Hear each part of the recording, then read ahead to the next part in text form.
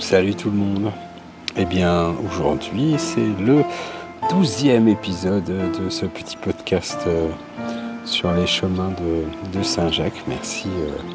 Merci d'être là. Et aujourd'hui, une étape de 23 km entre Villacasar de Sirga et Calzadilla de la Cueza. Une journée difficile en deux étapes. La première, 6 km, dans une température assez fraîche, c'est le matin, il y a du brouillard, donc c'est chouette. Et après, une étape de 17 km quasiment sans ombre, sous le soleil, à marcher sur des grandes lignes droites. Je crois que c'est l'étape la plus longue sans stop. Alors il y a un food truck, voilà, un food truck au milieu, au début, qui fait du bien. Et puis des endroits où on peut plus ou moins s'arrêter. Mais c'est des grandes lignes droites, continues. Il a fait très chaud aujourd'hui, là il doit faire 31, 32. Donc voilà, beaucoup d'un chemin très très fatigant. Et puis c'est juste marcher avec le son de ses pas, de sa respiration sur les cailloux. Toutes ces grandes lignes droites, cette ligne qui n'en finit jamais et vous voyez très loin devant et très loin derrière. Et comme ça on avance toute la journée à juste plonger dans ses pensées et être bien simplement. On rencontre des gens, on discute. Jennifer faisait une réflexion très intéressante. Le chemin de Saint-Jacques-de-Compostelle est principalement blanc. Elle entendait par là qu'il n'y a que des gens de couleur blanche qui sont sur ce chemin. Et on croise très peu de gens de couleur, si je peux m'exprimer ainsi. À part aujourd'hui où on a un peu voyagé quelques kilomètres avec deux super dames de la Réunion. Et ça, c'était cool. C'était super bien. Elles marchaient alors 30 km tranquillou, à leur rythme, c'était vraiment super. Mais il y a cette chose très particulière. Pour quelle raison, j'en sais rien. Peut-être que c'est aussi la période, mais c'était une remarque qu'elle faisait. Et puis voilà, pas grand chose à dire.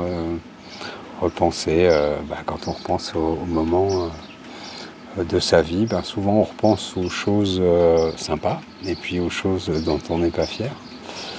Et c'est vrai que quand on repense à ce qu'on a fait qui est plus ou moins sympa ou pas, on a laissé une empreinte chez les autres. Et il y a cette petite histoire très sympathique d'un enfant qui est en colère, alors que ce soit un garçon ou une fille, peu importe, en colère tous les jours. Et son père ou sa maman son parent lui dit écoute, tu es en colère, chaque fois que tu vas être en colère, tu vas aller planter un clou dans la balustrade là-bas au fond du jardin. Et puis quand tu auras fini d'être en colère, viens me voir. Et donc les jours passent et les clous augmentent petit à petit jusqu'à couvrir toute la balustrade. Et un jour l'enfant va voir son parent et lui dit ça y est, je suis plus en colère. Ma colère, je l'ai plantée dans la balustrade et maintenant, voilà, j'ai réussi à la gérer. C'est très bien mon enfant. Maintenant ce que tu vas faire, c'est que chaque fois que tu seras chaque jour où tu vas être bien, où tu vas être super, tu vas aller enlever un clou de la balustrade. Et puis quand tu auras enlevé tous les clous, reviens me voir. Et donc l'enfant fait ça, passe des journées à être bien, à avoir apaisé, à avoir un petit peu pris sa colère et l'avoir domestiqué. Et un jour, il va voir son parent et lui dit hey, regarde, c'est génial. Maintenant, il n'y a plus un clou dans la balustrade. Et le parent dit à l'enfant je suis fier, vraiment fier de toi.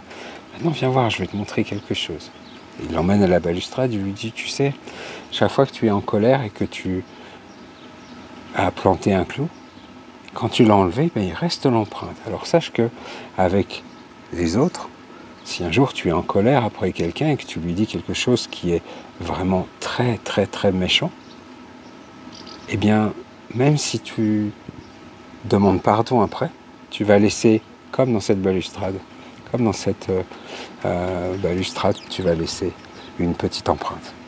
Pensez-y, c'est toujours mieux de réfléchir avant et de prendre une grande inspiration et de se dire ouais, non, je vais taire ça. Voilà, c'était la petite histoire du jour qui m'est venue pendant cette longue marche. Prenez soin de vous, je vous embrasse. Et puis pour répondre aux questions, à deux questions qu'on m'a posées rapidement, non, on ne prévoit pas dans quelle auberge on va dormir, ou où est-ce qu'on va dormir. On fait confiance à l'univers pour avoir la possibilité de trouver un logement. Et puis le budget pour marcher varie entre 10 et 50 euros. Pour le coucher, hein, j'entends. Et après, ça dépend de soi, ça dépend des auberges, ça dépend du confort qu'on désire. Et puis ça peut monter très haut, parce qu'il y a des hôtels à 200 ou 100 ou 200 euros la nuit, hein, sans souci. Et puis voilà, les repas, c'est pareil, ça peut être une petite collation, un repas du pèlerin ou un repas dans un hôtel 3 étoiles un peu plus cher. Donc le budget est vraiment en fonction de son... mais en moyenne, c'est entre 15 et 20 euros par jour. Voilà, prenez soin de vous.